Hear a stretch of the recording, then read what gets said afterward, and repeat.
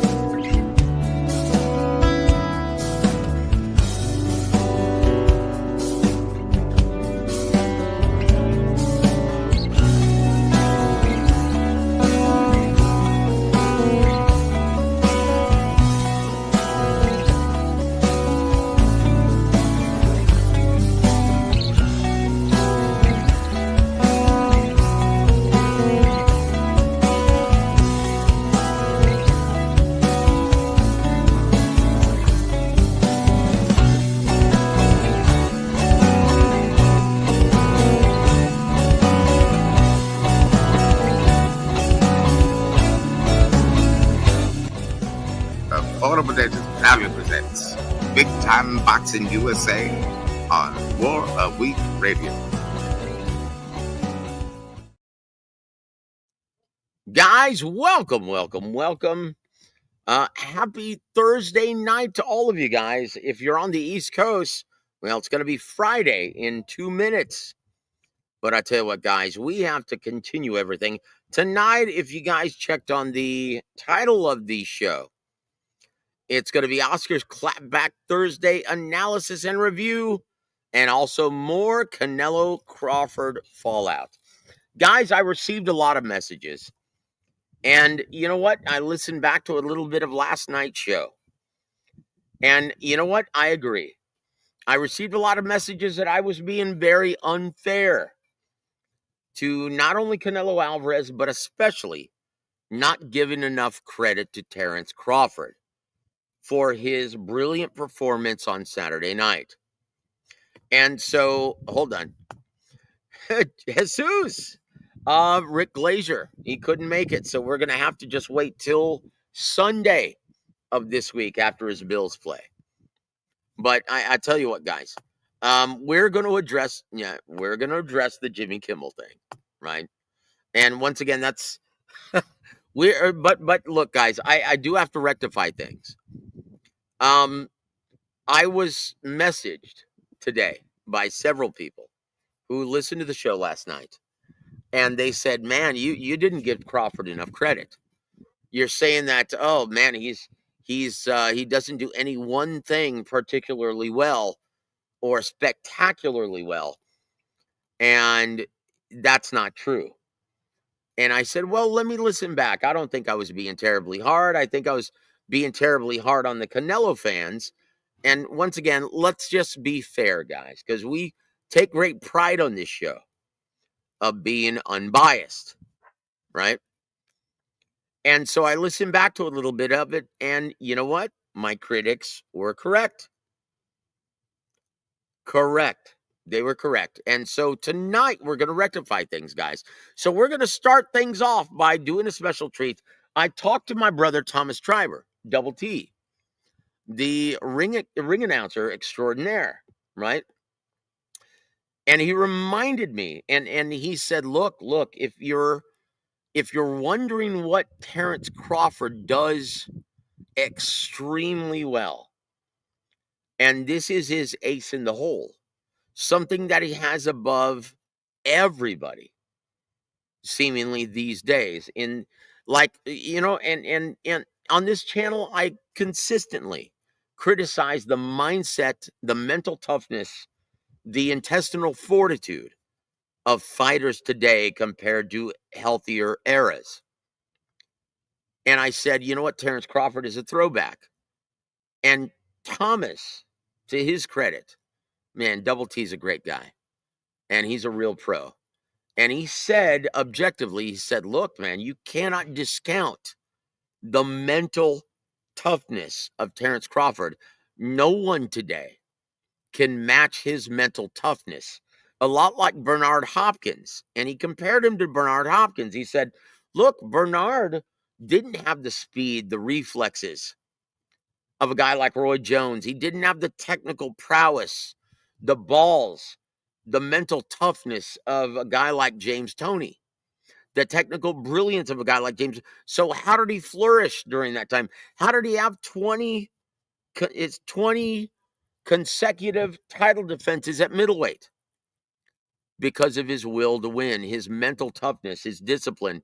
And he said, Crawford is cut from that same cloth. And so he sent me this. And so as a special treat, guys, we're going to watch this together. This is absolutely incredible, guys. And I had never seen this. Guys.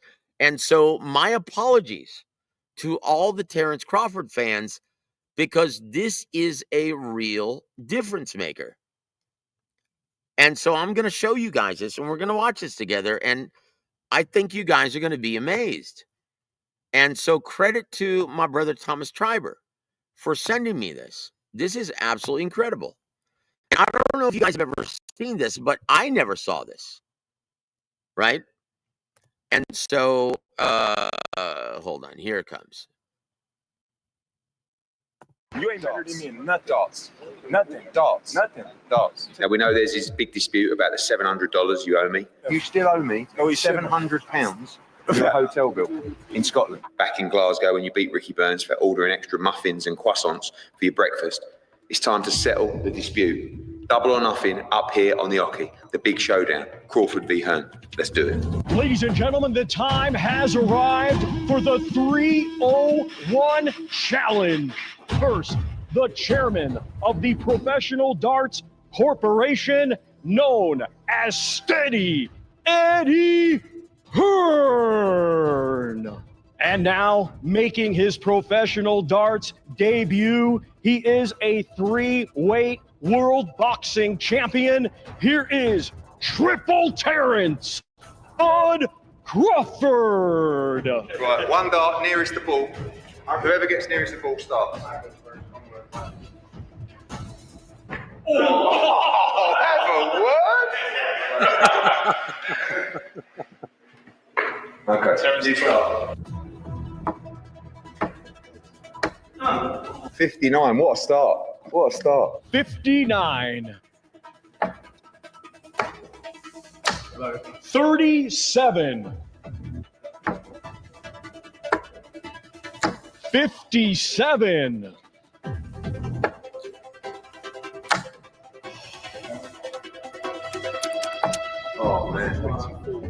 24. Too much Omaha in here. 26. Right.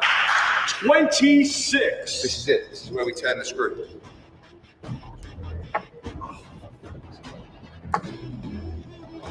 Oh, 14. Oh, no. 64. I need big darts.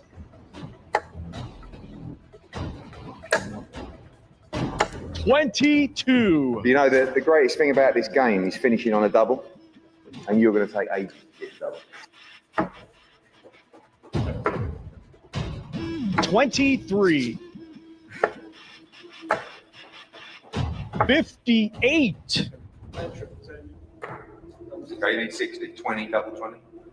Oh my God, he needs double 20 for the win. No score. Oh, it's busted. Oh.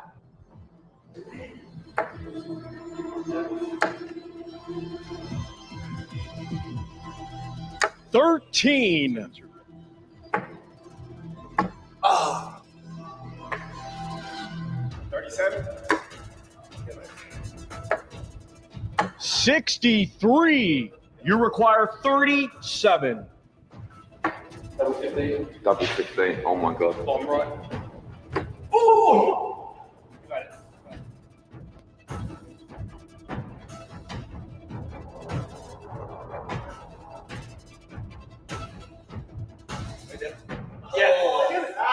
Send him home. Take your picture back. Take your picture back. Send him home. Send him home. Guys, that says it all. Guys, that says it all. Once again, and my apologies, guys, for not giving Terrence Crawford his due. This guy is such a ferocious competitor that it doesn't matter if it's a pie eating contest or if it's darts. This guy has to win. His will to win is unrivaled in this era of boxing.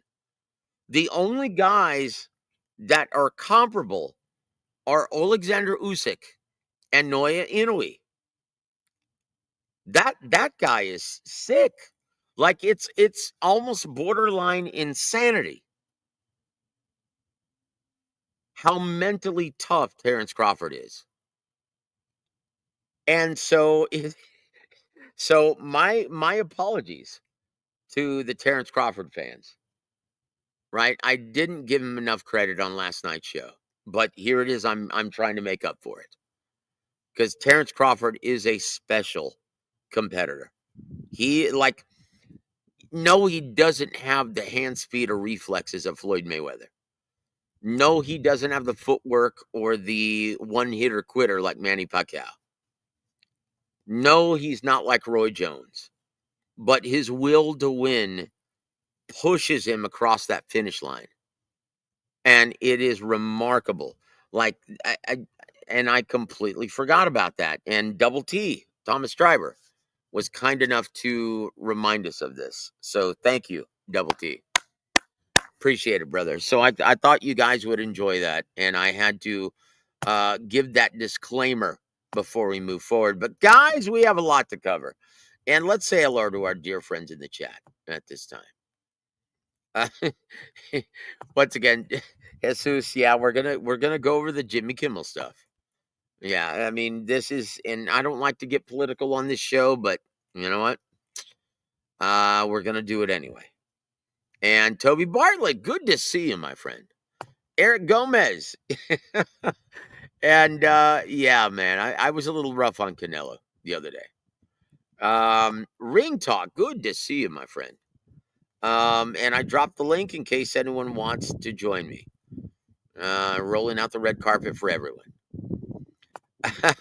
Eric Gomez, never was a fan of Kimmel, audio sucker.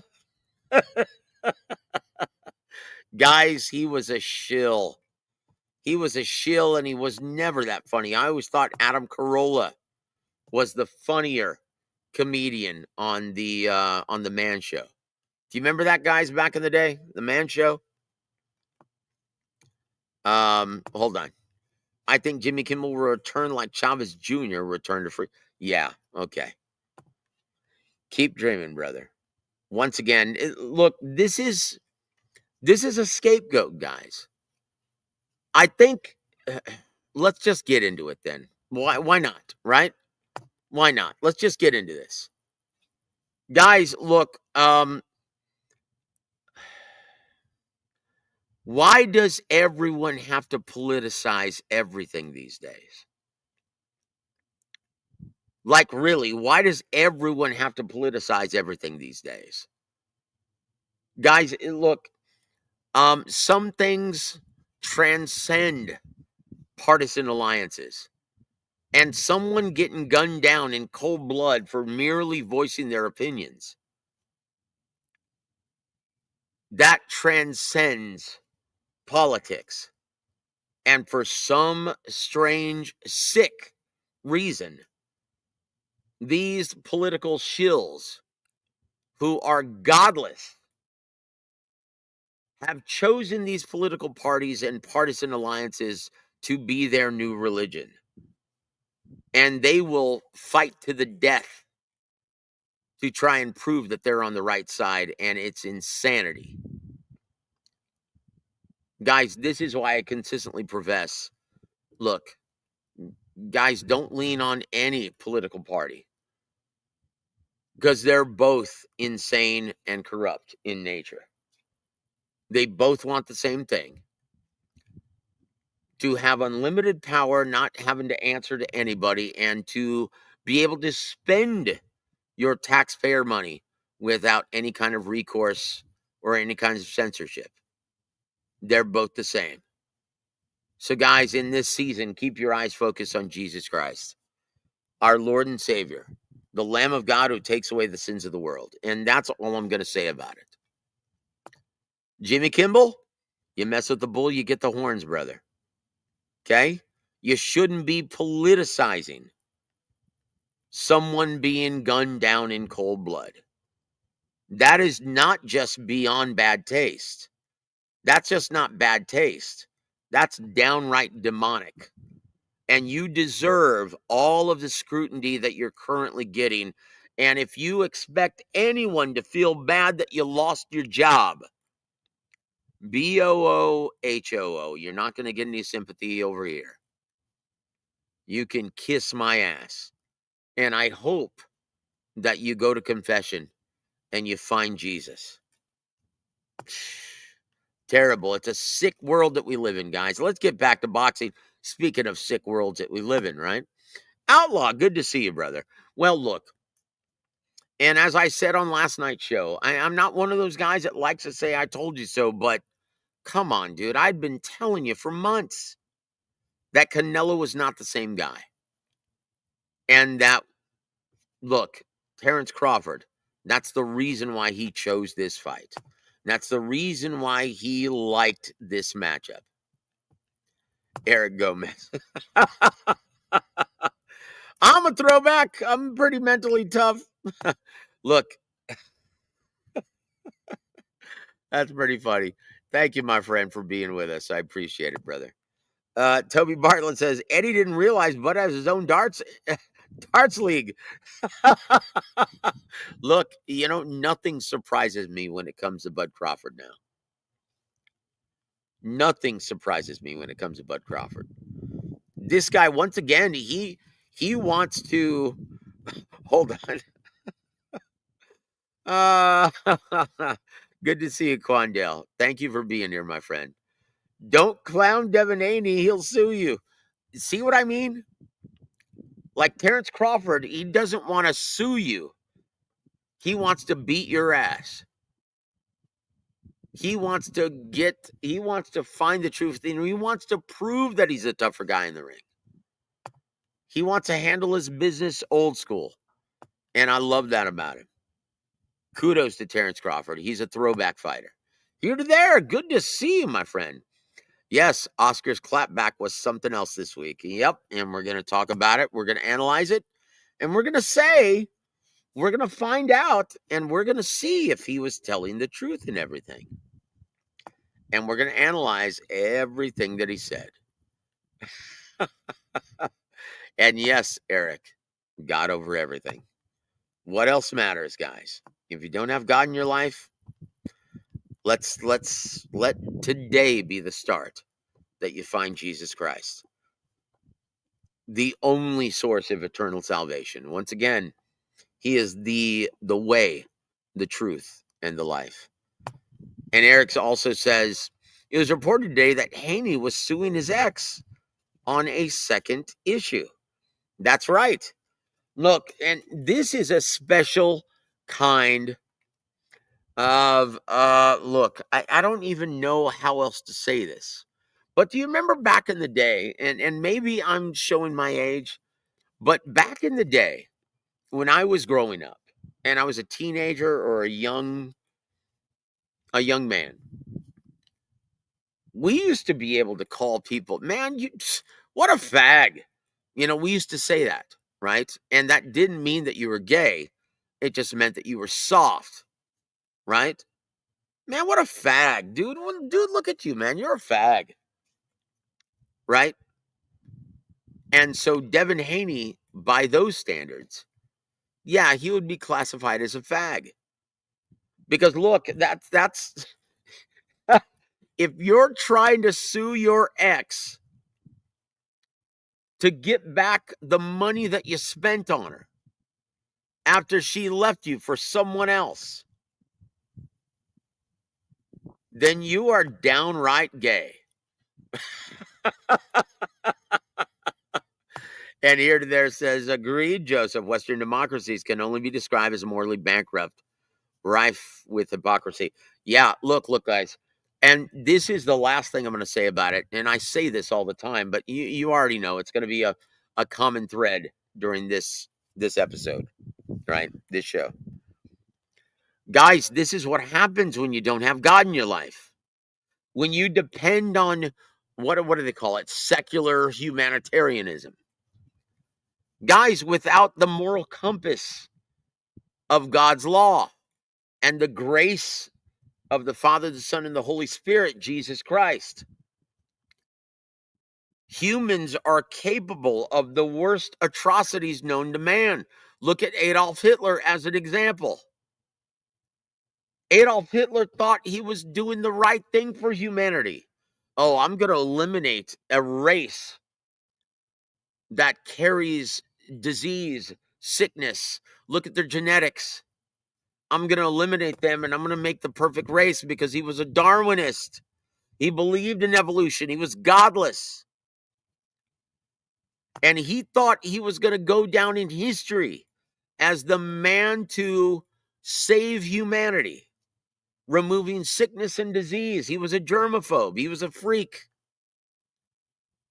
And he thought he was doing the right thing. Perfect example. That's what happens, and that's what you're capable of rationalizing if you don't have God in your life. So, guys, once again, if you haven't already, find Jesus, surrender your life to him. And, guys, you will experience a peace, love, and fulfillment that goes beyond your level of understanding. That's the truth. That's a reality, guys. And once again, it was a terrible thing that happened with Charlie Kirk. And it doesn't matter what side of the fence that he relied. It doesn't matter if he was conservative or liberal.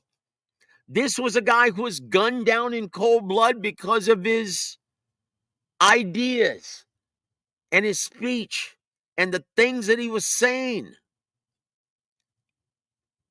This is dangerous, guys. And all of us should be appalled and sickened by this evil behavior. And that's the reality, guys.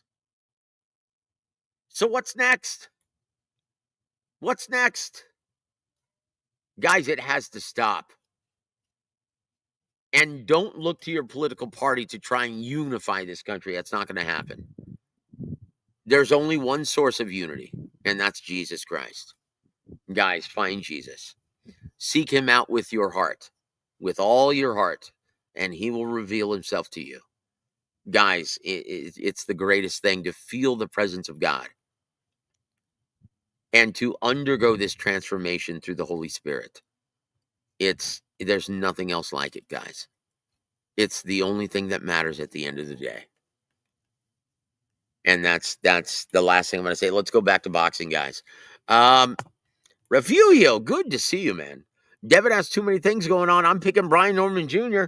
Dude, look, and once again, let's go back to Terrence Crawford. Look how mentally tough he is. Guys, it's my pleasure to introduce at this time my brother Sev from Combat Sports Media. Sev, how you doing, my friend? Well, thank you very much, Joseph, for having me. I'm doing good, and I'm liking the things that you're saying right now. You know, Jesus came, God came into this world in human form to elevate us and show us the true way. Before he came into this world, the best of us. Sev, are you still there, brother?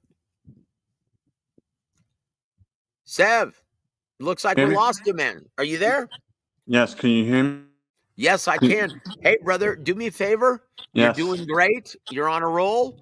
keep talking because I have to go take a Veda test. I'll be back in 30 seconds. Keep rolling, Sounds brother. good. Sounds Just good. speak your mind, man. The floor is yours.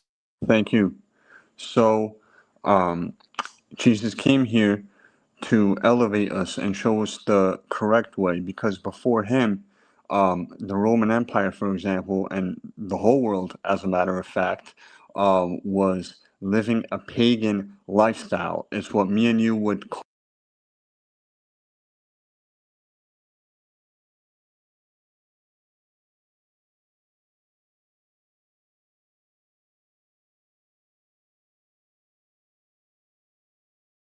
people were sacrificing animals and whatnot for these gods. And if you were to walk into a temple at the time, there would be blood all the way up to your ankles because of the animals sacrificing. He came into this world, and specifically in Judea, and said, "Look, you guys have to stop sacrificing animals in the name of God. You guys have to stop money changing. You guys have to stop, you guys have to start living a moral lifestyle, a better lifestyle." And for that, he was crucified. And we recognize that. We accept him as we as Christians accept him as the way and the light.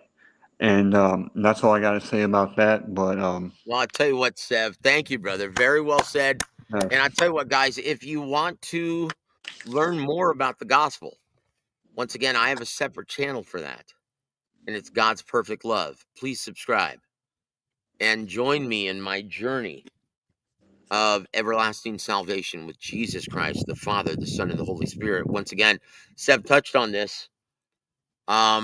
Most, in fact, in this country anyway, the majority of Christians don't understand what has to be done in order to be saved, right? It's all about repentance and surrender. Guys, once again, we look at Matthew chapter 7, verse 21 through 23. And there will be those that will say, didn't I prophesy in your name? Didn't I do miracles in your name? Didn't I do great deeds in your name? And I will say, away with you, you workers of lawlessness, for I never knew you. That, to most Christians, that's the scariest scripture in the entire Old and New Testament. Guys, Jesus did not come to introduce religion. He came to introduce relationship, salvation, making that perfect sacrifice, forever bridging the gap between heaven and earth so we could have a relationship with the Father, and the no Son, and matter the Holy where you're Spirit. from, and no matter where you're from in the world, as long as you accept him, you are part of his kingdom. And that's what the Bible and I call and refer to as New Israel. That's right. And once again, like in First Peter, you are a member of the royal priesthood if you accept Jesus as your Lord and Savior. And there it is. But guys, we could go on and on for hours about this. And you can hear on my channel, God's Perfect Love. I put out new content every single day. And we we study scripture every single day. Please subscribe, guys. It's God's Perfect Love. Right? But let's go back to boxing. Sev, have you Yeah, seen the latest edition? Have you you know, seen the latest edition of Oscar's Clapback Thursday? yeah. As a matter of fact, I just watched it not too long ago. Well, I tell you what, I want to get your reaction, and we're going to watch it live with everyone here. Are you ready to see it, my friend? Sounds good. Tell me when you can see this, and we're going to analyze everything, guys. And we're going to say or see whether or not Oscar is telling the truth. Because he says, oh, it's not hatred. It's not hate if you're not hating if you're speaking the facts. So is he speaking the facts in this? We'll find out, guys. So here comes. God, it makes me horny. Yeah, baby. To tell you I told you so. I tell you. I predicted the Canelo Crawford fight like a goddamn fortune teller. You're the Oracle? Canelo's feet were cemented on the canvas as he was hitting air. The fuck was that? Props to Crawford. Thank you. He came up 3 weight classes and fought a beautiful fight. Good job. What a great performance. Did you get what you was looking for? Like taking candy from a baby. Like candy. He just played with Canelo, made him look silly. And before you start with your shit about Canelo being old, just know that Crawford is older. I'm too old. That's not an excuse here. Look, I promoted Canelo's entire career, Put some fucking respect on it. and it was a huge flop. How do you like them, man? The only real fighters he's faced were Mayweather, Bivol, and Crawford, and they all toyed with him. Even Mayweather knew Crawford was going to school him. Thank you. He put $50,000 on Crawford to win. And There's more. as far as the undercard, Jesus Christmas, I feel bad for Turkey, wasting all that money. You have to fire your matchmakers, Turkey. You're fired. It was the biggest fight of the decade, and your matchmakers, not you, your matchmakers What are those guys? put on that undercard? You paid all that money and had the biggest stage in boxing on Netflix, and that is really the best they could do? Didn't even try. If I was matchmaking, I would have put Shiraz versus Benavidez as a co-main event, with the winner fighting the winner of Canelo Crawford next. Thank you. That's how you promote. That's how you matchmake. You're a goddamn genius. Now, speaking of poor promotion, Dana White. Well, hold on. Let's stop right here, guys. Okay. So the first thing he said was, "Hey, the only real fighters Canelo's ever faced were Mayweather, Bivol, and Crawford, and they all owned him." Sev, did he forget about Gennady Golovkin? I guess he did, and I like how he pretends. I like how he pretends how he predicted the outcome, which, if anything, he did the opposite. He made a video trashing the fight beforehand, saying That's that right. Crawford's going to move up 3 weight classes. What do you think's going to happen? Canelo's going to blow him out.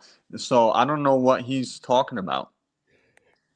So, Sev, last time you were here, what were we saying about the fight? Well, we were saying that Crawford was going to win. Yep. And look, and once again, this is not, and let me correct myself, right, from yesterday's show. I'm not taking anything away from Terrence Crawford.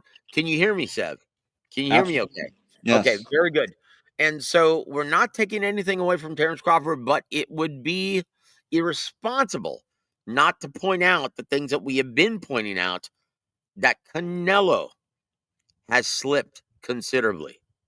He's not the same guy who busted up and broke the orbital bone of Billy Joe Saunders. This is not the same guy who knocked out Caleb Plant.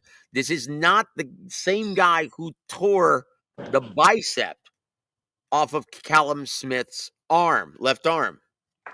This is not the same guy. This is not the same guy who went 12 hard rounds with Gennady Golovkin in the rematch. This is not the same guy. He can't pull the trigger anymore. He doesn't have the same upper body and head movement. He doesn't have the same reflexes. He can't slide in and out of range like he used to. Okay?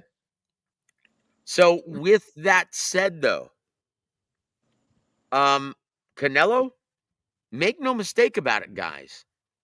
He was a special fighter at one time. Now, Sev, you know what you're looking at in the ring. Yes. At one point in time, Canelo Alvarez was by far the best inside fighter in boxing, and he was by far the most creative combination puncher in boxing. Yeah, I mean, in his younger days, he was a very creative combination puncher. He loved throwing 3, 4, 5 punches at a time to the body and head. But the thing is, I agree. Canelo it was a very good fighter at one point in time. But I never believed that he was ever elite. And when I say elite, I'm talking about guys like Floyd Mayweather, Manny Pacquiao, Bernard Hopkins, Roy Jones. Special, once in a generational Right. talents. Right. Yeah, like Manny Pacquiao. And look, to be honest, He guys, was more of like the Shane Mosley, Oscar De La Hoya caliber. Look, I will say this. He was more of like with his He was a level above Jose Luis Castillo, but he was not quite Salvador Sanchez. Like he's right below elite. Like he's not quite Yep. elite. Yep, and look, but what won him all the close competitive rounds when he was in his prime was how eye-catching and how pretty his offense was. He was really Guys, explosive. he That was was the thing. explosive, combining speed with power. Yeah. Guys, look, you can't take anything away from his career. He is a 4-division world, 54, 60, 68, 75. He's a 4-division world champion. Guys, and the only other Mexican to have ever done it is Eric Morales. That's That's right. good company, guys. That's excellent company. Once again, here's where I talked about this on last night's show, and I'm going to do it again. This is where he receives my, and look, for all of the Mexicans who love Canelo, there are an equal amount who criticize him, and it's because of his lack of heart. He doesn't. I want to speak about that. I actually agree with those Mexicans because, like I said, he was a good fighter at one point. He had a lot of ability, very explosive, creative combinations. But when it came push to shove, like in the Mayweather fight and the Bivol fight, he didn't want to push through, and he didn't want to risk anything, especially in that Floyd Mayweather fight. As a matter of fact, this is something I wanted to point out. Against Crawford this past weekend was the best of his losses. He actually put it on the line against Crawford and tried to hit him and did hit him with some big shots in the end. He just couldn't pull the trigger, but he did risk more than anything he did in the Floyd fight and the Bivol fight. In the Floyd fight, he wanted to go tit for tat with the king of tit for tat. That didn't make sense. Well, look, Sev. In those 3 fights that you just outlined, he gave up. He raised the white flag before the 12th round, before the final bell sounded. He has no heart. Guys, compare this to Chavez Sr. against Meldrick Taylor. Right? Yeah. Compare this to Meldrick Taylor, Chavez Sr. Chavez Sr. was getting his ass whooped, but he started closing the distance, started putting that hard leather on him, and he never quit. Marcos Maidana fought Floyd immediately after Canelo fought him, and that is more of what Canelo should have tried to do instead of trying to outpoint the master boxer. No, but you don't understand, though. At that time, Canelo was not in his prime. He was nowhere near. Yeah, but he was bigger and stronger. If you're bigger and stronger, you got to use those things to your advantage. Listen. He was always a guy like Juan Manuel Marquez, who was a counterpuncher by trade. That's true. That's true. A creative counterpuncher, right? Who was You're right. And so he was a guy who liked to sit in the pocket and trade with you, and he was a counterpuncher by trade. And so if he had to cut off the ring and close the distance, become the effective aggressor, he couldn't do it. Not at that time. This is why they came up. And once again, I used to work for the great WaraWeek Don Chargan, right? And so this is how I learned this, because he was Canelo's advisor. Shelton Moore, welcome to the show, sir. How are you, sir? How are you? I'm doing very well. What is on your mind, brother? What do you think about what we're talking about? Well, see, Alvarez, I've always said this about the guy now. You can't take away his accolades. He's done some great things in the sport. You got to give him that. But to me, Alvarez he is the biggest attraction in North America. Yeah, you got to give him that. Can't take that from him. A ton of credit for carrying. But to me, right? I think Alvarez is a front runner. I agree. It's front runner. Yeah, he's got no heart. If he finds and when himself it gets in the sticky, hole, when it gets real sticky up in there, he'll quit. Dude, look at the way he was reacting on Saturday night. He was throwing a tantrum in the ring. Frustrated. He was getting pissed off. And that was so much better than what he did in the Bivol fight and the Mayweather fight. Huh? And I agree with what you guys are saying, and it was still better than what he did in the Floyd fight. In the Floyd fight, he didn't want to risk anything, and then in the Bivol fight, Well, he didn't want to push I through. look, to be honest with you, it's not even fair to bring up the Floyd fight because he wasn't the same fighter. Look, he added that new wrinkle, If and you, this it is doesn't matter. here. Listen, this I is what I agree. was Look, gonna. he This is didn't what I was have gonna. the ability, but he still should have risked something. If you can't do anything to someone, you still got to put your balls on the line and try to hit him with big shots. He didn't try to do anything, and then he That's a good repeated the point. same thing with Bivol. When it was time to push through and put his balls on the line, he folded like a folding chair. And then, Well, with Crawford, he did I'll tell more. you why with Bivol, and people don't want to admit it, but it's the truth. Bivol was just too big. He couldn't hurt Bivol. Nothing he threw at Bivol bothered him.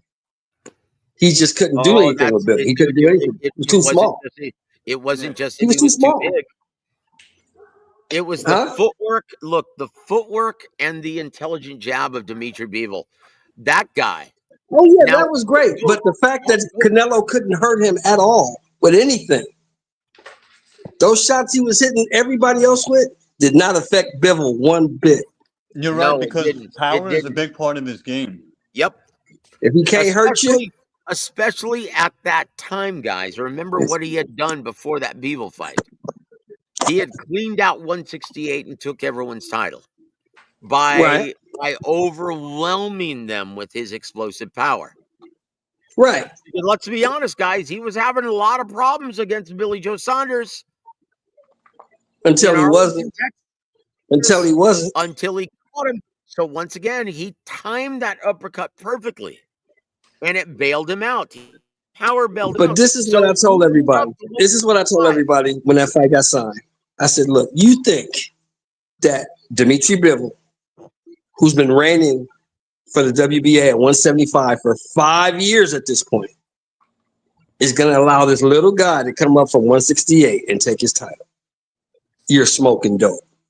He well, going to look, beat that little man up and send hold him on. right back down to where he came from.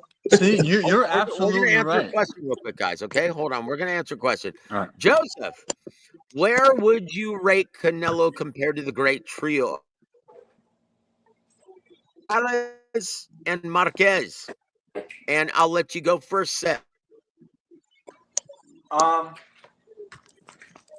My personal favorite Mexican fighter is Eric Morales. I had the pleasure of I'm being at sorry, his guys. last Can fight. you hear me? Yes, we can hear I can you. hear you. I can hear you. Okay, very good. Okay, we're going to read this again. Joseph, where would you rate Canelo compared to the great trio of Barrera, Morales, and Marquez? Sev, you go first, sir. All right. Well, I personally, my favorite Mexican fighter is Eric Morales. Um, so he's number one for me. I had the pleasure of being at his last fight against Danny Garcia. He unfortunately lost, but I was happy to witness Eric Morales fight live. His win over Pacquiao cements his status for me. He was already a Hall of Famer before that fight even happened.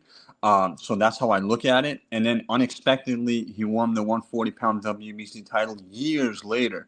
And so and Barrera is right there up with him. So I'd say Canelo is probably around fourth or fifth all-time Mexican fighter. Okay, hold on. So, Finito Lopez. To be honest, Joseph, I'm not too familiar with him. I know Okay, who he hold on. is. Okay, I'll tell you this. Marquez, his iron will and his balls, his mental, his intestinal fortitude, his mental toughness puts him well above Canelo Alvarez. I agree. I'm not going to argue with Barrera, that. same thing. I agree. Morales, the very first 4-division world champion in the history of Mexican boxing. Also, let's not forget about El Gran Campeón, Chavez Sr. Guys, come on now. Come Absolutely. on. Arguably one of the greatest 140-pounders of all time. Now, let's look at Salvador Sanchez. Rest in peace. His career was cut way too short, but in terms of natural talent and ability, Come on, guys. Canelo couldn't hold his jock. How about Finito Lopez? Ricardo Finito Lopez wishes he had that kind of skill. So what is that? What are we up to 6 now? Don't forget about Ruben Oliveras. Ruben Oliveras. Oh my gosh, you're talking about Vasily Lomachenko before there was ever a Vasily Lomachenko? You're talking about him? Ruben Oliveras was a bad dude. Dude, and don't get me, dude, Lupe Pintor. How about him? How about Carlos Zarate? Guys, those were Mexican badasses who like to let their balls hang in the How about Pepino Cuevas? 12 title defenses of the welterweight title. Pepino Cuevas. Yes, sir. Once again, guys, Canelo. This is the reason why so many Mexicanos have a hard time coronating Canelo as an all-time great, because he doesn't have the balls, the heart, the intestinal fortitude. He packs it in. If things aren't going his way, he gives up and he throws a tantrum. Exactly. And there it is. Napoles as well. Guys, once again, there's a reason why he has so many critics from his homeland. Uh-oh. My brother J.R. Bell from the Boxing Source. Guys, if you haven't already, please go subscribe to theboxingsource.net. Bookmark that site and subscribe to my brother James from the Boxing Source. He says, is Canelo Alvarez this era's version of Oscar De La Hoya? No. Dude, because Oscar De La Hoya fought everybody. And let's just be honest. Yep, let's be honest, guys. If you were to put Canelo at 54 against Oscar De La Hoya at 54, who wins? Oscar wins. Oscar wins easy. He's too fleet of foot and has the fast hand. Left hook and that jab. It's the jab and the quick left hook, guys. Come on now. And he's too fleet of foot. He's gonna be able to jab and move around the ring and throw combinations when he has to, and he has just enough power to make Canelo think twice. So that's an easy unanimous decision win for Oscar. Okay, guys, so let's finish watching this now, okay? Because we have a lot to analyze and to dissect from. So we're going to rewind a little bit, guys, okay?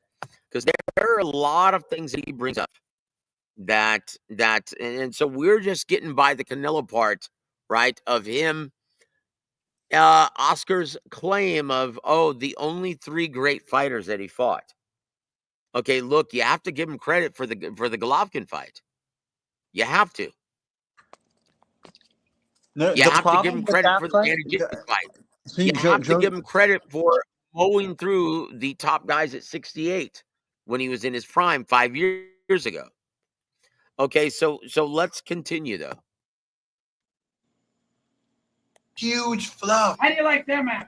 The only real fighters he's faced were Mayweather, Bivol, and Crawford, and they all toyed with him. Even Mayweather knew Crawford was going to school him. Thank you. He put $50,000 on Crawford to win. And as far as the undercard, Jesus Christmas, I feel bad for Turkey, wasting all that money.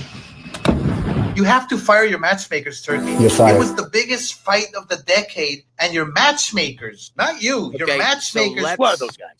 Let's go to this, right? So Oscar's criticizing the matchmakers of TKO Boxing and Turkey Al-Sheikh. Well, look, guys, what was his biggest criticism of Al Heyman when he started PBC? You remember when PBC to not to be in breach of the Muhammad Ali Boxing Reform Act, right? Because you can't be a manager or advisor and be a promoter at the same time, right? It's a conflict of interest. Right. And so what Al Heyman used to do is use puppet promoters like Lou DiBella Entertainment, like Warriors Boxing. He used to use puppet promoters, and he would let them promote the event, and Al Heyman would call the shots and do everything else. Well, guys, Dana White he talks a good game and acts like, hey, I'm gonna change boxing. You ain't doing shit, son. Sit down. All you're doing is promoting this event, and Turkey Al-Sheikh is calling all the shots. Evidence of this is him putting that scrub from Saudi Arabia on this card, who had no business being on there and fought one of my guys from Corpus Christi, Travis Crawford. And I thought he did a very good job of being competitive. As a 20-1 betting underdog, he really made it competitive, because the Saudi Arabian fighter sucked ass, had no business being on the main card.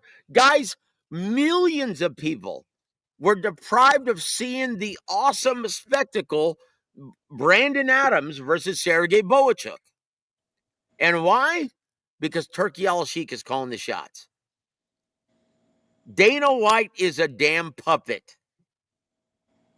And so Turkey Al-Sheikh, yeah, you've got a lot to learn in this business. We're going to continue, guys.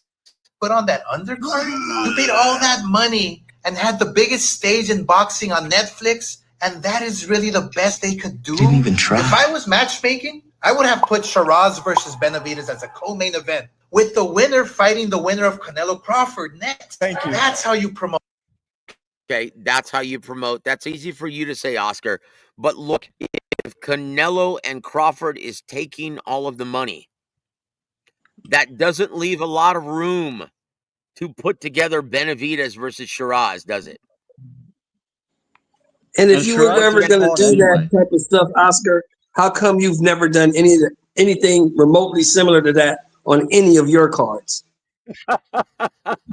Touche, brother. Sev, what say you? Well, I agree, and I think this is coming from a little bit of from a place of hate. To be honest with you, I think he's a little jealous, and I think he would love to be a part of this. Once again, guys, he and Oscar is just being a dick, because he understands the business. He was taught the business from the same gentleman who taught me everything, WaraWeek Chargan. Don Warwick Chargan was the guy who taught Oscar, Eric, and Richard Schaefer everything about the business when Golden Boy first formed. So he already knows this. He's just being a prick. And he already knows that Shiraz just fought like 2 months ago, so it's unrealistic for him to fight on that date anyway. Well, look, that's not the point, though. What he's saying is, oh, you could have put together so many other matchups now and loaded this card, but it's impossible to. Look, when Canelo Alvarez, when you pay one guy 150, the other guy 50 million, you don't have money for anybody else. Exactly. Thank you very much. We're going to move on, guys. Once again, we're here to analyze this and speak the truth objectively. So let's continue. Promote. That's how you matchmake. You're a goddamn genius. Now, speaking of poor promotion, Dana White didn't have his best week. His t-shirt shrank smaller every minute, especially when he was questioned about his attempt to amend the Muhammad Ali Act. Why then do you want to make sweeping changes to the Muhammad Ali Reform Act that is meant to protect fighters, to bring about a business model that currently has your company already paid out $375 million in antitrust lawsuits and has 2 potential pending class action lawsuits on the way as well? Well, this is obviously a long discussion. Dana, my follow-up is, if TKO can't make those changes to the Ali Act, will you still invest in the sport of boxing? Will you compete in the market? Listen, if you want to be an asshole, let's do it in private and we can do an interview. Yeah. So you're saying this reporter is an asshole because he's asking you a legitimate question? Fuck that dude. That's because the Muhammad Ali Act protects fighters, and TKO needs it to change so they can fuck fighters over. Sorry, Uncle Fester. You can't muzzle the boxing media like you do in the UFC. That's right. And after this debacle, he decided to skip the undercard and look, guys, for years, right, on this channel, we've been telling you guys that the only reason, and I can't believe most journalists haven't caught on to this, the only reason why he calls and he demands all of his employees, like Joe Rogan, to refer to his stand-up fighters in the UFC as strikers, not boxers. And why? So they can circumvent and they're not protected under the Muhammad Ali Boxing Reform Act. Because if all boxers are covered, by definition, boxers are covered under the Muhammad Ali Boxing Reform Act covenant, then you have to open the books and you have to be transparent.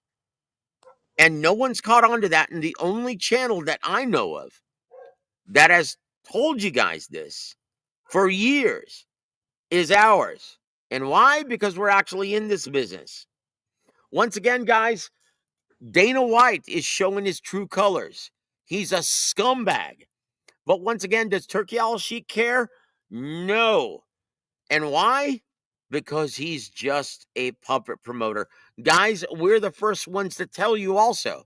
The only reason why Turkey Al-Sheikh is working with Dana White is to get that deal with Netflix, because they already have an existing relationship with Netflix. Nick Khan and Dana White with WWE and UFC, they already have an existing relationship with Netflix, and that's the only reason why Turkey Al-Sheikh is even working with these clowns.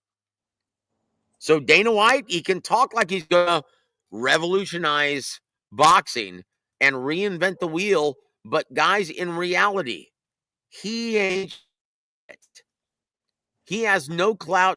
He ain't shit. And Turkey Al-Sheikh is using him to get the events on Netflix. Let's continue.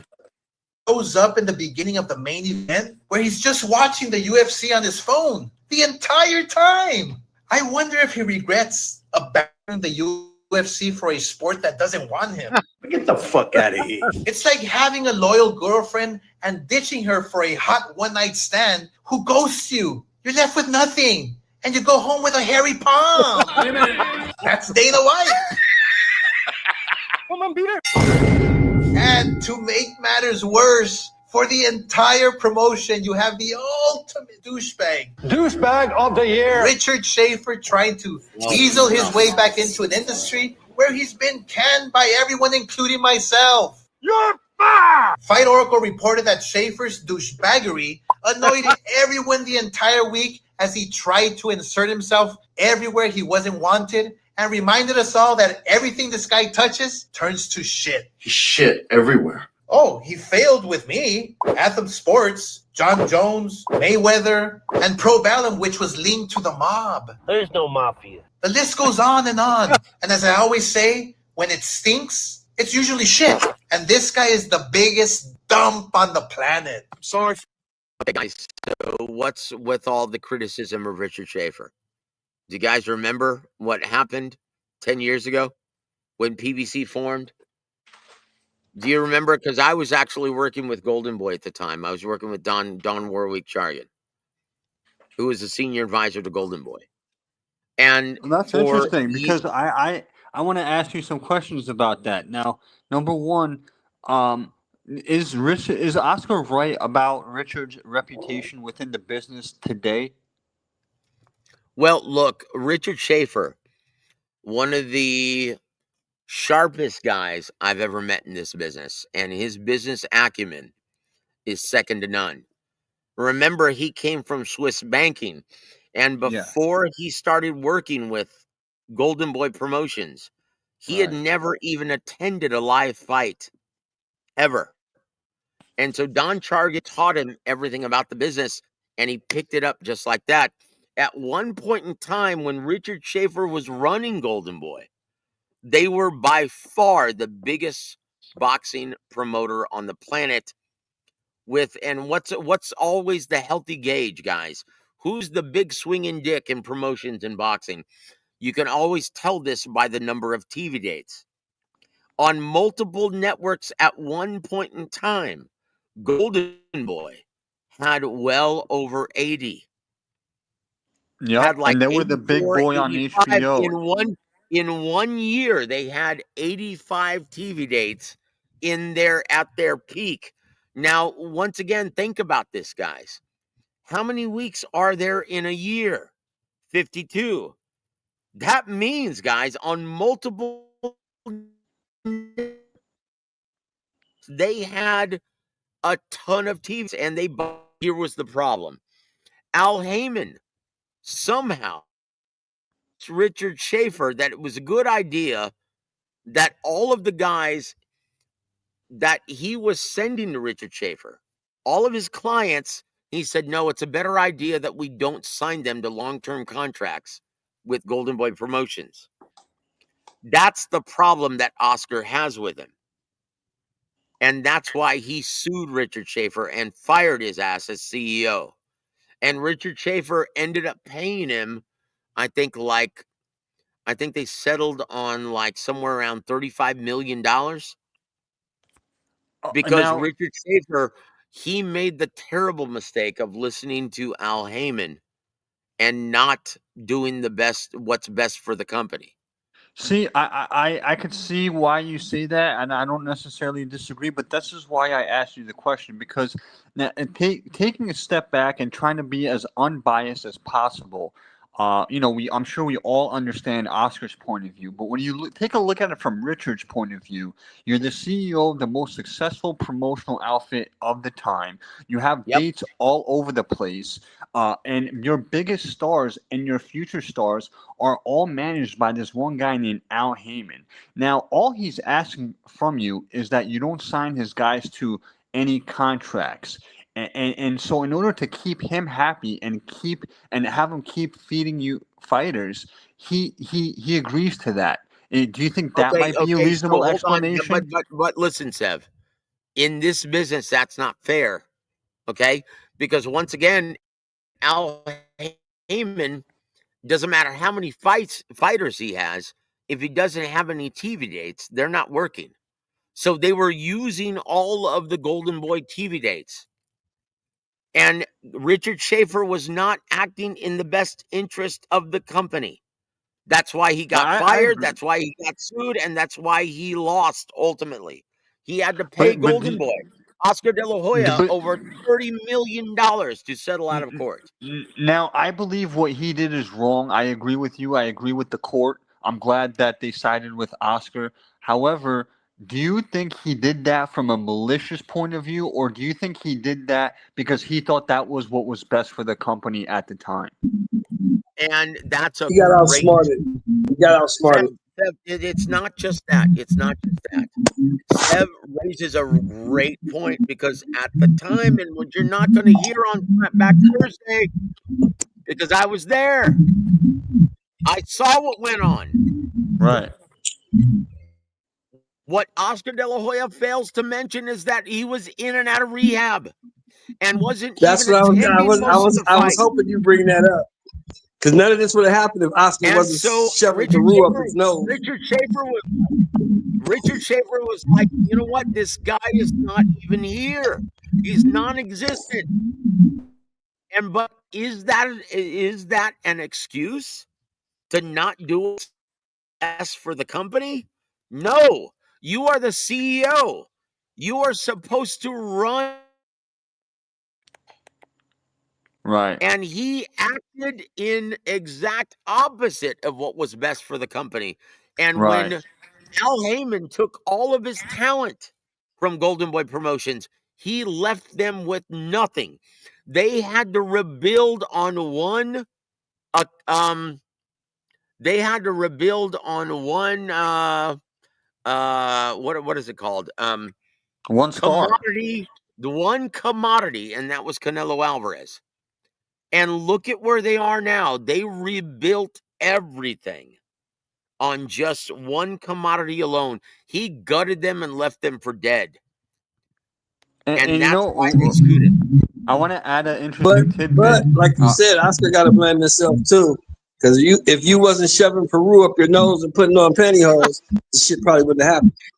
That's correct. That is absolutely correct. And of course, he will never mention that on a Clapback Thursday. And you know, I want to add a little tidbit, and this is an interesting fact.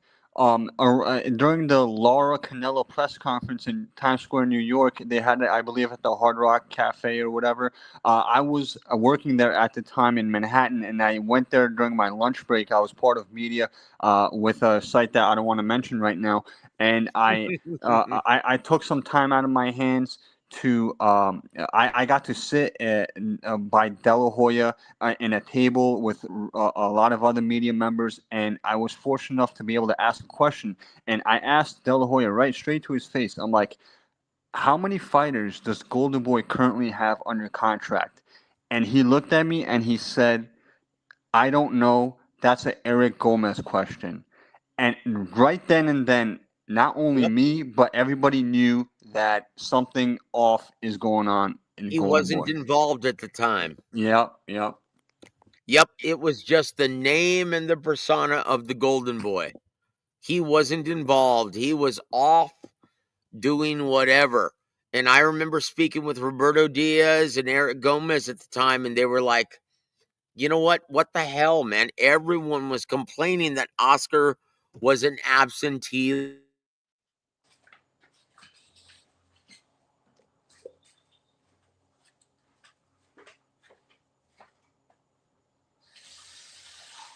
In the best interest of the company. You're supposed to be acting in the best interest of the company. You're the CEO. That's not an excuse. So, guys, let's continue. Let's move on. We're almost finished. Sorry for being such a shit to you all these years. I never usually talk poorly about any human being, but this guy tried to fuck me over in ways that you couldn't even believe. You couldn't imagine. Oh, the link to the story, to the article, is in my stories, so you can read it for yourself. So remember, kids, you're never a hater if you only speak the facts. And you know what? Clapback is made and based on the facts. And I have to say, it feels really good to tell the truth. So Richard, Dana, Canelo, fuck. That Guys, channel that's is based funny on shit hate. right there, man. Go ahead, Sev. The floor is yours, sir. I was just saying that channel is based and fueled on hate, not the truth. And even though he does say the truth, he also leaves a lot of things out, as you said. Yeah, look, he's speaking from his side of the fence, and that's it. Exactly. Look, But guys, the important thing is where Golden. Sev, are you there, sir? Sev, can you hear me? Yes, I can hear you. Okay, keep going, brother. Yeah, I was saying that I want Oscar to get rid of this envy in his heart and focus on where he is today, which is in a very good place. He's a wealthy man, a successful man. Golden Boy is in a relatively good position, and he has a bright future ahead of him. And Richard Schaefer is struggling to stay in the game, as we all see. So I don't know why he has all this hate inside, but I hope that he gets rid of all this extra baggage soon. And Well, look, Sev. To be honest, brother, Golden Boy, Oscar De La Hoya. Remember, before he started the Clapback Thursdays, he was the butt of so many jokes within the boxing business. He was a meme. he was. Okay, Unfortunately. so he has rekindled his career and built his reputation on this foundation of Clapback Thursdays, thanks to his beloved. What is his girlfriend's name again? Shelton, do Holly, you I know believe. this? Holly. And you know what? I don't care what anybody says Her about name her. is Plastic Woman. She's Oh, good for stop it. Oscar. That's Look, aside from all the Seb knows. Like, you remember meeting Holly before all the plastic surgery. And she is a great woman for him. Yes, she is. And guys, I'll tell you the inside scoop. She's the one who scripts all of these Clapback Thursdays. This was her idea. Remember, Oh, she's sharp now. No, she's remember, sharp. Steph, Don't when take you that from first her. met her, She's sharp. remember first meeting Holly? She was a journalist. Okay, so she is really intelligent. And She plus, you is got to give Oscar credit. Oscar has got some good fighters in the stable. He put a good little yes, stable sir. together. He got some Yes, good sir. fighters on him. He has rebuilt. And look, contrary to, like, you can say what you want about Oscar, but he cares about putting on great fights. He has no problems throwing his guys in the lion's den.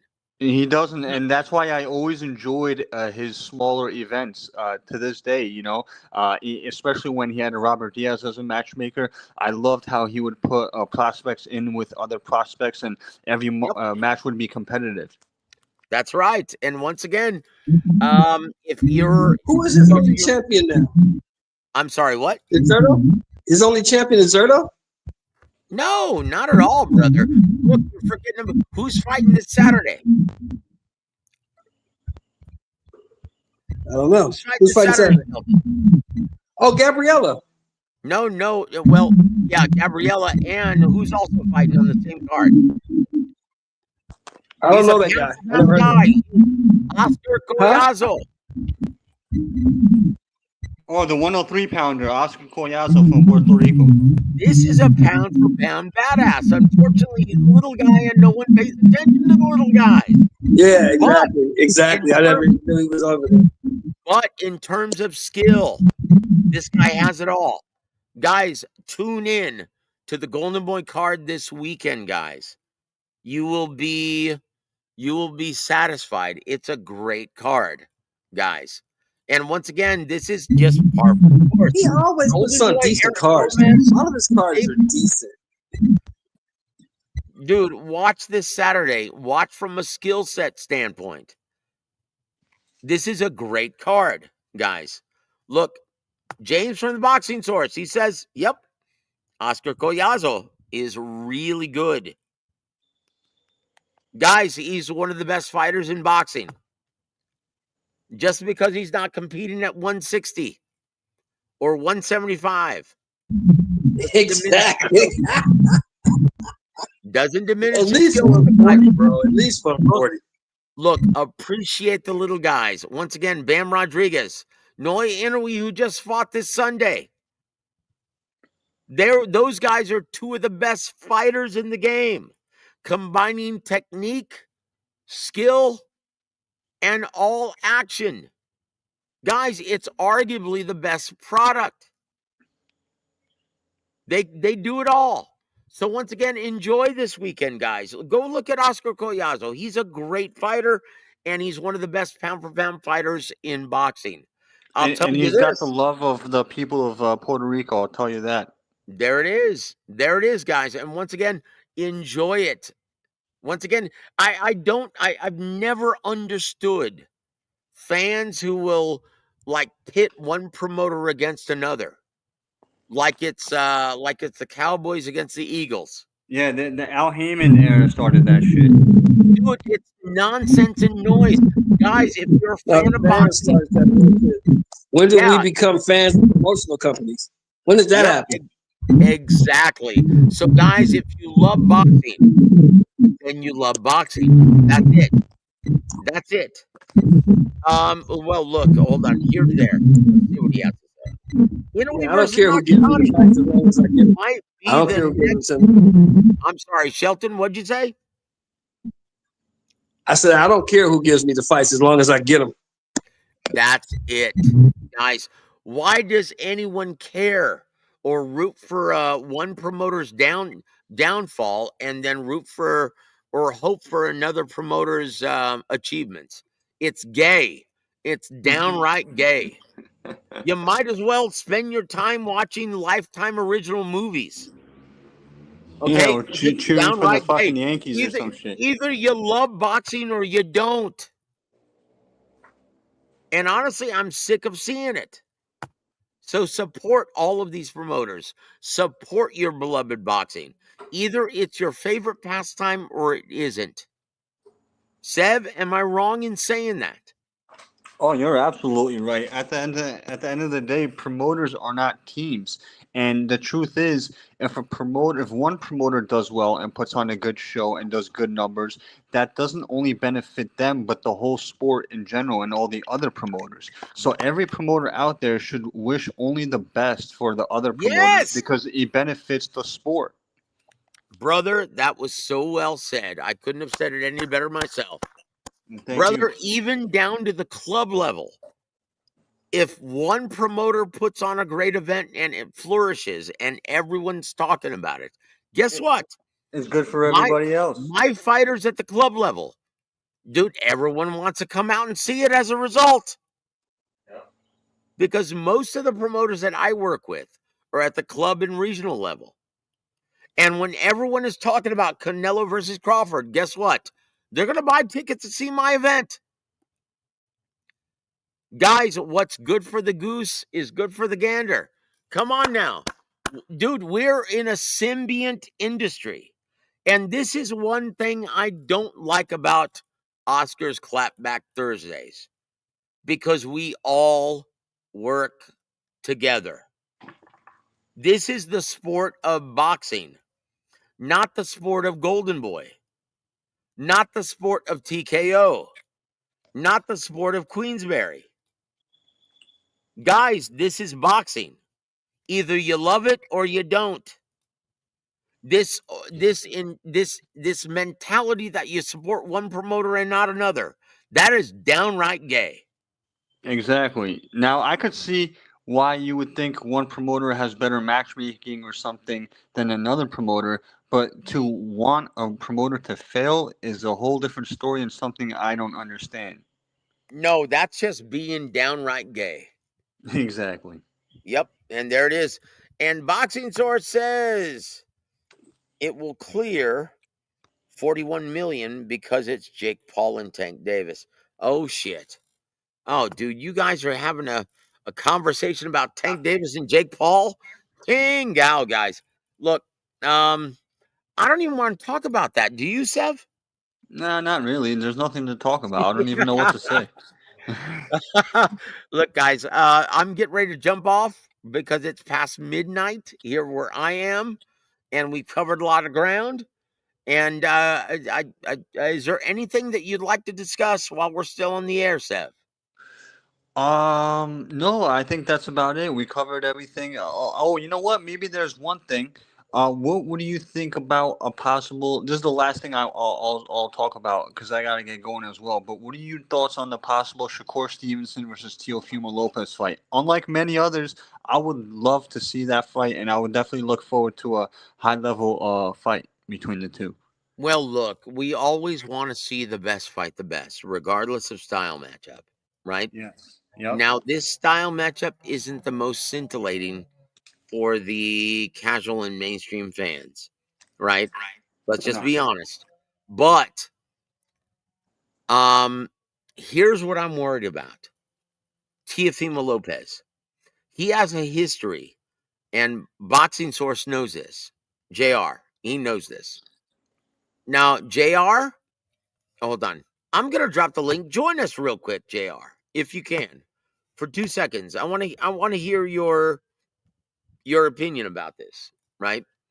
Click the link because he knows Teofimo Lopez has a terrible reputation and a history of talking himself out of the biggest opportunities available to him. Yes. And in my opinion, this fight may not happen because Teofimo Lopez is going to demand the lion's share I see. because he's the title holder. Now, once again, if J.R. Bell, if I asked him, hey, why didn't the Teofimo Lopez Ryan Garcia fight happen several years ago? Because Teofimo Lopez demanded the lion's share. Once again, guys, it's my pleasure to introduce at this time J.R. Bell, the Boxing Source. Woo! Hey, what's up? Yeah, what's going on? Just try to keep within schedule. I guess you got like a few minutes. So yeah, let's do it. Well, I tell you what, brother. So what we were talking about is Teofimo Lopez, Shakur Stevenson. In your opinion, JR, Does this fight happen, or does Teofimo Lopez once again shoot himself in the foot? Of course, he has a known history of doing that. We talked about that multiple times, whether it's on this channel or my channel. Getting his way out of a fight with Brian Norman Jr., getting his way out of a fight with Jerome Butsinis, getting his way out of a fight with Subriel Matias, Ryan Garcia, and Devin Miles Haney. So it wouldn't be any surprise if he does the same thing here, regardless of, what he's been talking about over these past week, couple of weeks. So I'll believe it when I see it when it comes to Teofimo Lopez. That's it, guys. That's the only trepidation that I have. Otherwise, dude, who doesn't want to see the best fight the best? Who doesn't want to see the best fight the best? But hey, James, while you're here, brother, aren't you amazed at the how do I put this without sounding like I'm a hater, right? The Canelo PTSD from the Canelo fans. Like, I haven't seen this. Not surprised. Look, honestly, I haven't seen this kind of meltdown since Roy Jones got knocked out by Tarver. Man, well, it's funny that, you had somebody that is, I guess, one of these, what do you call it? I'll have to come up with a name for it, because there's like journalists there's like content creators or guys that, put themselves as boxing media or whatever it is, right? So you have one of those individuals that is part of what I call the new age media people in what was his name? Mr. Reporting himself, right? The Golden Jew. Yeah. That, shared his thoughts about the particular fight and said that Canelo won the fight and it wasn't even close. Oh, Chingao. Well, somebody took offense to that, to the point of actually threatening him. Wow. Yeah, which, I felt like was very extreme. No matter, what a person feels about a fight, it doesn't mean that you should be so offended that you would risk or try to cause bodily harm to a person. Wow. But I think that, we're going to hear this type of stuff here for some time. It's going to bring up, potential interest for a rematch between the two. But I don't know, like, how far that particularly goes if they're going to, pursue a rematch. So check this out. I want to bring this to your attention. This is how bad it's become, brother. This is how bad it's become. Here, watch this. This is, like, honestly, you have to see this stuff to believe it. It's shocking. So here's a canelita, the way I like to describe them. Canelitas, right? Canelo fans who are having a hard time digesting the outcome of Saturday night. And this is a guy called CPAD. The fix was in, buddy. I tried to tell people the judges knew what they had to do. Crawford is Turkey's buddy. The judges know who butters their bread. Canelo would need to win more than 8 rounds to get a win.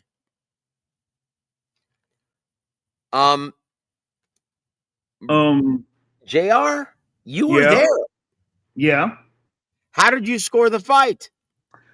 I scored the fight exactly how I predicted the score would be for one judge that had it 8 rounds to 4, right? Well, I had it 9 rounds to 3, but I predicted 8 rounds to 4, right? But to have the actual scorecards be 8 rounds to 4 and 2 scores of 7 rounds to 5 is one thing, right? But it's a completely other thing to say that, oh, Crawford is Turkey's buddy, but then after 10 rounds, Canelo was basically up on just about all of the cards, in that Crawford had to win the last 2 rounds in order to win the fight, which live, I said, even though I was scoring the fight, how I scored the fight, I knew that after round 10 that those scorecards were going to be close and that Crawford would have to do something in order to seal the fight in round 11. And it went exactly how I thought it was that when I was there live. I'm like, there's gonna be something that says that they aren't gonna score these rounds like they really should score these rounds, and that's exactly what happened. So what this clown is saying is that he's saying that it was tempered the other way. And he wrote this huge diatribe. Oh boy. And he titled it The Invisible Hands: How Judges May Shape Canelo versus Crawford. And he wrote all of this, and I'm going to scroll down. Look at this, guys. Now, this is what happens when you don't understand the scoring criterion, right? Mm-hmm. Yeah, and JR, you know exactly how to score a fight. So what is the primary scoring criterion? Clean, effective, consequential punching. Mm-hmm. Okay. Ring generalship. Okay, hold on. No, the primary scoring criterion is clean, effective, and consequential punching. Now, if you can't determine who carries the round by the primary scoring criterion, once again, clean, effective, and consequential punching, then you go to the secondary scoring criterion, which is ring generalship or effective aggression, right? And that's a tiebreaker, guys. That serves as a tiebreaker. If you can't, so here's why it's a tiebreaker. Because if you can't tell just from clean, effective, and consequential punching, so if a fighter is dictating the pace of the fight, that usually almost always means 99.9% of the time, if he's dictating the pace of the fight, his punches are more effective. That's why it's a tiebreaker. And it's as simple as that, guys. It's as simple as that. And on Saturday night, James, who was dictating the pace of the fight? Crawford was. Yep. And guys, it's as simple as that. Once again, these fans, they have no idea how to score these fights. It's interesting that that person made the comment in reference to Crawford being a Turkey guy when it was Canelo that signed a multi-fight deal with Turkey and Ring. So, yep, there's also that.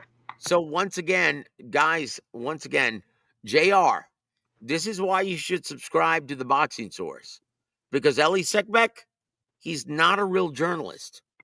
JR Bell from the Boxing Source, he's a real journalist, guys. JR, are you biased in any way? Hold on, could you put that last part? Ask that last part again. I didn't quite hear you. Shit. Yeah. All right. I think I'm better. Can you hear me? Now I can hear you. Okay. Very good. JR, are you biased towards any fighter or promoter at all? Gary Russell Jr. Oh, stop it. Stop it. No, all kidding aside, guys. Look, the only bias that James or myself, the only bias we have, is it good for the health of the sport? Yep. If it is good for the health of the sport, then we fully endorse it. If it's bad for the health of the sport, we are completely, wholeheartedly opposed to it. That's the only bias that we have. We're not fans. We are in this business, guys. So, guys, don't even waste your time reading any of this nonsense and noise from these fans who are having a hard time digesting this ass whooping. like my brother Hawker Mustang. Hey man, it's okay. Canelo lost. It's allowed. It's all right. He's gonna come back to fight another day. It's okay, dude. Canelo lost. It's not the first time, and it won't be the last. Yep. A number of these Canelo fans are taking a loss much worse than Canelo is, regardless if he's got paid $150 million or not. So, guys, once again, it's boxing. You love the sport. Okay? That's it. That's it. Hold on. Ring Talk 101 says, hold on. Yeah. Hunter Mustang says, why are you being anti-Semitic to Ellie? I'm not. I'm saying he's an idiot. I'm not saying the entire country of Israel is. I'm saying he is an idiot. That's not anti-Semitic. That's anti-Ellie. Ring Talk 101 says he scored 9-3 Canelo. He's blind, though. Clearly. Yeah. He scored 9-3. And once again, he's got the fan goggles on. So James is a guy like Ellie Seckbeck, a journalist, or is he a glorified fan with a camera and a mic?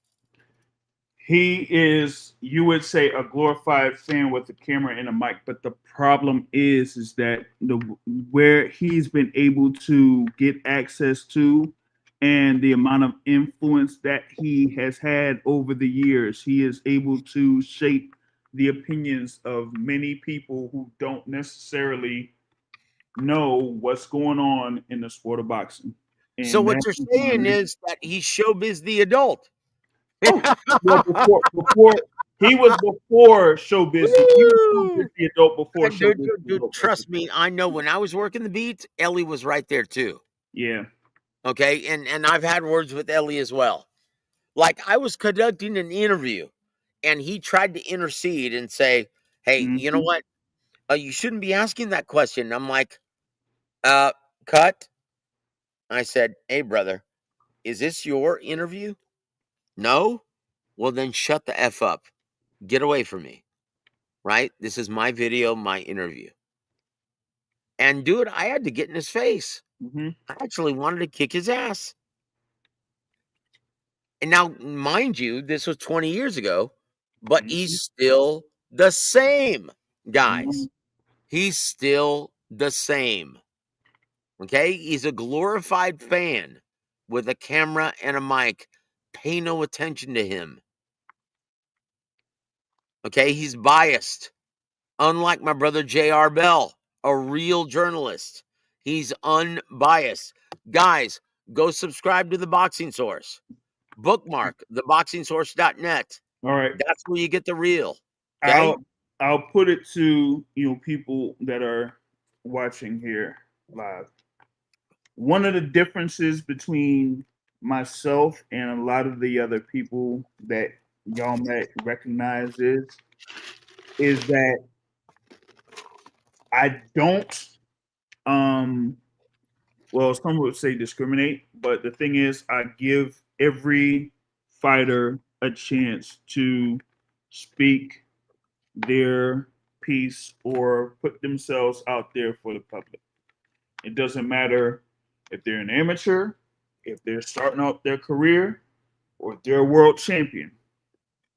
If they want to take the time to speak, then I'll give them that opportunity. That's why you see guys there that's like 1-0 or just starting out their career on my channel. Well, look. Hawker Mustang says, did Ellie say Canelo won?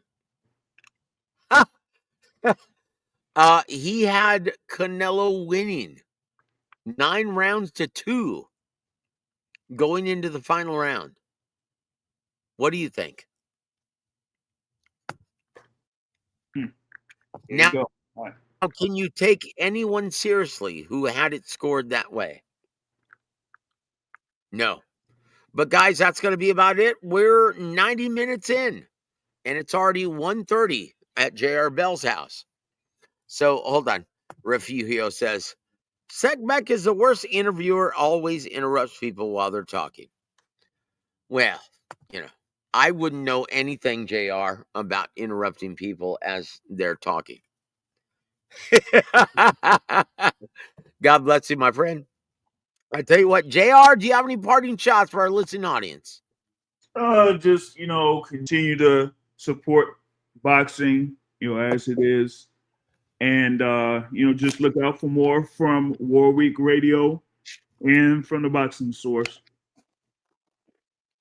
Brother, and guys, if you haven't already, listen to this Tuesday or this Monday's episode of Real Boxing with Ronnie Shields. Guys, check it out on the Boxing Source. It was outstanding. Oh, yeah. Outstanding check out the top 10, y'all. Dude, that top 10 was fire, dude. But look, hold on before we leave. My brother, Corey Bradshaw from the Spit Bucket, right? Mm-hmm. They were actually going through talking about trying to make amendments to the scoring process. Guys, it's very simple. I'll tell you one thing that would clear up all of these scoring discrepancies, right? If you allowed even rounds and odd number rounds, guys, whoever thought of 4, 6, 8, 10, and 12 rounds, that has to be the biggest oversight in the galaxy. Yeah. Make 5, 7, 9, 11, and 13. And guess what? We don't have any more draws. And also, why would you want, if you're, there shouldn't be any even number rounds. There shouldn't be any even scored rounds. No 10-10 rounds. Like, why would you want an uneventful feeling out round to determine the winner of the fight? Guys, these two things clears everything up. Odd number rounds and scoring even rounds, 10-10 rounds, right? Rounds that are too close to call. Why not score them 10-10? James, can you think of a reason not to? Nah. Nope. That solves everything, guys. Okay, so I don't understand this logic. Oh, you know what? There shouldn't be any even rounds. Why not? If you can't determine a winner, why not? Can you think of a reason why not to, James? I can't. There it is. There it is, guys. Favoritism to one fighter just because you don't want to score it 10-10? Come on.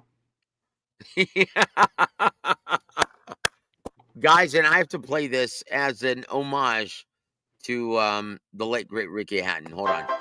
How we doing, love? It's time for Goga's mythical matchups. And no, I'm not making a comeback. Oh, you can't afford me, can you? Dude, that was my Ricky Hatton impression. Not bad, right? Yeah. Guys, look, on behalf of J.R. Bell and everyone who joined us tonight, I'm Joseph Heron. You've been listening to WaraWeek Radio. Once again, guys, subscribe to the Boxing Source. That's where you're going to get unbiased coverage of your beloved boxing. On behalf of JR, I'm Joseph Heron. You've been listening to WaraWeek Boxing. Have a great evening, everybody.